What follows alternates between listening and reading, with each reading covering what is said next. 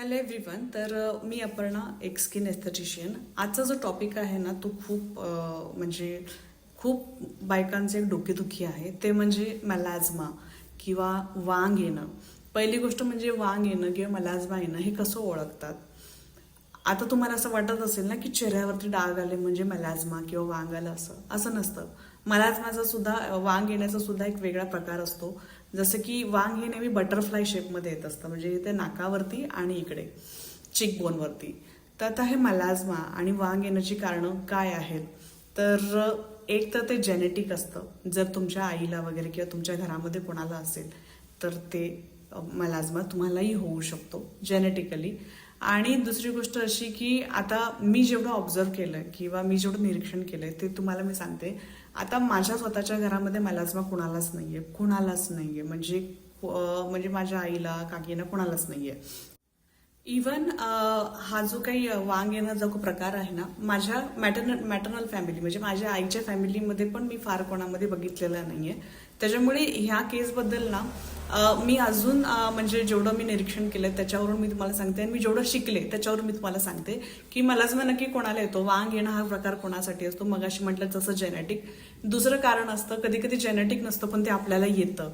तर ते कसं की ज्याच्या स्वभावामध्ये जास्त चिडचिडपणा असतो, ज्याला भरपूर राग असतो, त्याला वांग येण्याची शक्यता काही काळानंतर असते. आणि ड्युरिंग प्रेग्नन्सी जो तुम्हाला जी काही ट्रीटमेंट दिली जाते, ज्याला आपण ऑक्सिडेटिव्ह स्ट्रेस असं म्हणतो.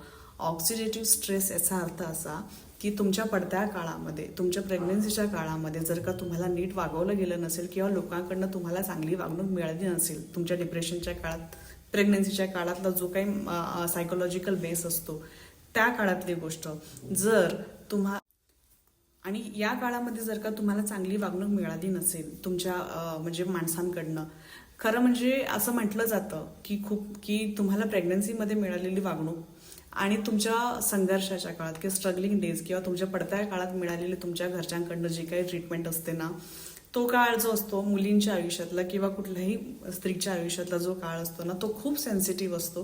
कारण आपण बऱ्याच काही बॅटल्स आतल्यात असं लढत असतो. आणि मग ना एक पर्टिक्युलर काळ झालं, ते सगळी वेळ निघून जाते, सगळं निघून जातं, पण तो स्ट्रेस जो असतो ना तो आपल्या मेंदूमध्ये बसलेला असतो. आणि त्याला म्हणतात ऑक्सिडेटिव्ह स्ट्रेस, की जो तुमच्या मेंदूमध्ये तो फिक्स असतो, तुमच्या नकळत सुद्धा तो काम करतो आणि मग ते आपल्या चेहऱ्यावरती दिसतं. त्याला म्हणतात वांग येणं, किंवा त्या स्ट्रेसमुळे येणाऱ्या ज्या गोष्टी असतात, जे काही पॅचेस तुम्हाला पिगमेंटेशन येतं, दॅट इज कॉल्ड मॅलाझ्मा. पण आता मॅलाझ्मा रिपेअर होतो का? येस, होतो रिपेअर. तर आता तो रिपेअर कसा होणार? तर हा जो काही ऑक्सिडेटिव्ह स्ट्रेस असतो, आलेला असतो, तो पहिली गोष्ट म्हणजे ना, एक तर तुम्ही पंचकर्म करू शकता. म्हणजे तुमचं डोकं शांत होण्यासाठी, तुम्ही मानसिकरित्या शांत होण्यासाठी, तर पंचकर्मामध्ये शिरोधारा केलं जातं. एक चांगलं पंचकर्म सेंटर जर का तुमच्या नियर बाय असेल तर तुम्ही तिथून शिरोधारा आणि नस्याची ट्रीटमेंट घेऊ शकता. आणि सपोज जर का तुम्हाला ते सुद्धा करायचं नसेल तर अजून काही अशा बऱ्याच टॅबलेट्स वगैरे असतात. तर मी रिकमेंड करेन की गो फॉर आयुर्वेदिक. आधी पंचकर्म वगैरे करून बघा, त्याने बऱ्याच फरक पडतो. शिवाय जे शतधौतघृत म्हणजे जे आपण तांब्याच्या ताटामध्ये जे बर्फ टाकून आणि तूप टाकून जे प्रॉपर आपण 100 वेळा जो काही आपण राऊंड करतो आणि त्यातून तयार होणारी जी क्रीम असते त्याला शतधौतघृत असं म्हणतात. ती क्रीम सुद्धा खूप इफेक्टिव्ह आहे या सगळ्यांसाठी. आणि कॉस्मेटॉलॉजी क्षेत्रामध्ये आता मॅलाझ्मावरती किंवा वांग येण्यावरती जे काही बोलतात ना उपाय सांगितलेले आहेत, जसं आता आपण एक स्ट्रेस पाहिला, तो ऑक्सिडेटिव्ह स्ट्रेस मगाशी डिस्कस केल्यानुसार. तर ऑक्सिडेटिव्ह हे रिमूव्ह करण्यासाठी अँटीऑक्सिडंट्स आपल्या शरीरामध्ये घेणं गरजेचं असतं. तर ऑफकोर्स आपल्याकडे कॅल्शियमची कमतरता, लॅक ऑफ कॅल्शियम आपल्या शरीरात कमी म्हणजे प्रेग्नन्सीच्या काळात तर गेलेलंच असतं.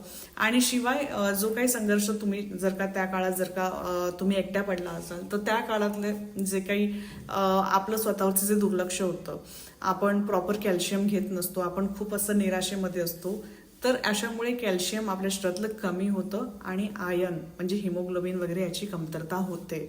तर अँटीऑक्सिडंट्स म्हणजे आपल्या शरीरामध्ये जे काही अँटीऑक्सिडंट्सचे जे काही व्हायटॅमिन्स असतात, टॅबलेट्स असतात, जे तुम्ही तुमच्या डॉक्टरकडनं रिकमेंड करून घेऊ शकता. अँटीऑक्सिडंट्स आपल्या डाएटमध्ये कसे येतील ते त्यावरती लक्ष देणं गरजेचं आहे. आणि ट्रीटमेंट, आता जसं मी सांगितलं, तुम्ही जर का आयुर्वेदिकमध्ये जात असाल तर गो फॉर पंचकर्म, शिरोधारा आणि नस्य.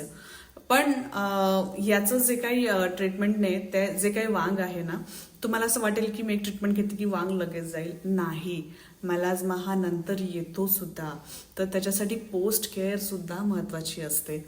तर माझ्याकडे म्हणजे मी जर का तुम्ही जर का मला विचारलं की मॅलाझमावरती अजून काही इन्स्टंट ट्रीटमेंट असेल का, प्रॉपर लगेचच्या लगेच 15-20 दिवसांनी ते पूर्ण निघून जाईल का? हो, निघून जाईल. आपल्याकडे एक चांगलं पिलिंगचे ट्रीटमेंट्स आहेत. पिलिंगचे काय काय सेशन्स असतात, ते पिलिंग प्रॉपर त्वचेवरती पिलचं ट्रीटमेंट घेतलं तर मॅलाझमाची जी प्रॉपर जो वरचा लेअर असतो तो निघून जातो. आणि काही व्हाईटनिंग क्रीम असतात ज्याचं काहीही साईड इफेक्ट नसतात. हर्बलमध्ये मी नेहमी लोकांना रिकमेंड करते, तर त्याच्यात जर का तुम्ही गेलात तर खूप चांगली व्हाईटनिंग स्किन येऊ शकते. आणि इव्हन माझी स्वतःची एक मैत्रीण आहे की जी मॅलाझमा पेशंट आहे, आणि मी तिच्यावरती किमान 3 ते 4 पिलिंग सेशन मी केले. आणि शिवाय त्यांना थोडंसं अजून बोलतात ना, असं प्रॉपर रिझल्ट हवा होता की जो मी, जसं की त्यांना माहीत नाही की मॅलाझमा हा लगेच येतो, जर का तुम्ही प्रॉपरली त्याला शेड्यूल नाही केलं तर तसं तो पुन्हा पुन्हा ऑकर व्हायचा. मग त्या काय करायच्या की त्या अजून कुठल्या तरी चांगल्या डॉक्टरकडे जायच्या आणि मॅलाझमा रिपेअर करायच्या, म्हणजे अजून काही पिलिंग सेशन चेहऱ्यावरती घेत असायच्या. पण आता अशी परिस्थिती आहे की त्यांचं जे स्किन आहे ना, आता पूर्णपणे रिपेअर होत चाललेली आहे. आणि तुम्हाला माहिती आहे का की हे जे काही मॅलाझमा किंवा वांग येणं आहे ना, हे आता पुढच्या जनरेशनला जर का तुम्हाला द्यायचं नसेल तर तुम्ही आतापासूनच तुमच्या मुलींना सांगा, तुमच्या सुनांना सांगा, इव्हन तुम्ही स्वतःला सुद्धा सांगा की आपल्याला जर का असं काही पिगमेंटेशन आपल्या आयुष्यात नको असेल तर आपल्याला कुठल्याही प्रकारचा स्ट्रेस घ्यायचा नाही. स्वतःला खूप चांगलं काही खायला द्यायचं. तुम्ही बऱ्याच वेळा बघितलं असेल की मी आहे ना, नेहमी किचनचे व्हिडिओज किंवा मी जे काही किचनमध्ये बनवत असते ना, ते मी तुम्हाला का दाखवत असते, त्याच्या मागचं कारण हेच आहे की आपण ना जेवढं चांगलं खाऊ तेवढं आपण चांगला आनंदी राहतो. भलेही आपल्या आयुष्यात कितीही स्ट्रेस असू दे, कितीही युद्ध असू देत, काही असू देत, कितीही आग लागली, काही हो, पण आपल्याला ना एक असं उद्दिष्ट किंवा आपलं मोटिव्ह असंच असलं पाहिजे की आधी मी चांगलं खाणार आणि मग पुढे काही ते असेल ते मी लढायला सुरुवात करणार. आणि हेच केलं पाहिजे, तरच तुम्ही आहे ना तुमची स्किन, जे काही असं जे तुमचं रोजचं रुटीन असेल ना, तरच तुमची स्किन अशी हेल्दी राहू शकते. दो तुम्ही स्किनचं डे रुटीन करू किंवा नका करू, नाईट रुटीन करा अगर नका करू, तुम्ही स्वतः आधी आनंदी राहणं गरजेचं आहे. मी स्वतः कितीतरी वेळ अशी नर्वस होत असते, पण आपल्याला ते असं होत असतं. पण अशा वेळी काय करायचं, आपल्याला जे आवडतं ना, ज्या दिवशी तुम्हाला स्ट्रेसफुल वाटत असेल एखादी गोष्ट, कारण हा छोटा छोटा स्ट्रेस सुद्धा जर का तुमच्या मेंदूमध्ये बसला तर आय एम टेलिंग यू, ते तुमच्या चेहऱ्यावरती काही वर्षांनी तर येणार म्हणजे येणारच. तर अशा काळात काय करायचं, जर का एखाद्या दिवशी खूप हार्ड डे गेला, आपल्याला खूप काही स्ट्रेस आला, घरातून असू दे, बाहेरून असू दे, रस्त्यावर येता जाता तुम्ही काही बघितलं, तुम्ही माझ्यासारखे सेन्सिटिव्ह असाल आणि तुमच्या मनाला ते खूप लागतं, गो फॉर, तुम्हाला जे आवडतं ते खायला जावा. मला स्वतःला काजू कतली, पाणीपुरी खूप आवडते आणि मला खूप असा स्ट्रेस असला ना की मग मी काजू कतली ऑर्डर करेन किंवा खाली जाऊन पाणीपुरी वगैरे खाऊन येईन. असं काही ना काहीतरी स्वतःला एंटरटेन करत राहायचं. विकेंडला आता जी असं मनोरंजन आलेले ना की सॅटर्डे संडे विकेंड हा केला पाहिजे, सेलिब्रेट केला पाहिजे, हे सुद्धा चांगलं आहे, पण त्याचा अतिरेक पण नाही झाला पाहिजे. की खरंच तुम्हाला पिक्चर बघायची गरज आहे का, हे पण तुम्ही बघा नक्की. आणि अशा गोष्टी इथून पुढे खूप काळजीपूर्वक घ्या. आणि आता अशाच प्रकारच्या इतर जर का तुम्हाला अजून काही माहिती वगैरे घ्यायची असेल तर प्लीज सबस्क्राईब. आणि तुम्हाला जर का हा माझं मी जे काही तुम्हाला माहिती देत असते वेगवेगळ्या स्किन केअर विषयी, आणि जर का ते तुम्हाला खरंच आवडत असेल, तुम्ही त्या सगळ्याशी सहमत असाल, तर नक्की कुणाला तरी शेअर करा. आणि प्लीज लेट्स ग्रो आवर नवीन अशी आपली यूट्यूबची फॅमिली आपण नक्की. आणि मला आवडतं तुम्हा सगळ्यांशी बोलायला, कारण की हे असे विषय आहेत ना, हे माझ्या आजूबाजूच्या मित्रामैत्रिणींकडनंच येत असतात. की मला परवाच कोणीतरी विचारलं होतं की एवढं कसं काय तुझं प्रॉपर अशी स्किन असते, तर असं काही नसतं. माझी स्किन काही एवढी काही प्रॉपर नाही आहे, हे मला स्वतःला माहीत आहे. पण आपण एक चांगलं स्केड्यूल ठेवलं तर सगळं काही शक्य आहे. कारण की बऱ्याच गोष्टी जरी आपल्या हातात नसल्या तर जेवढं हातात आहे तेवढं आपण करू शकतो. थँक्यू.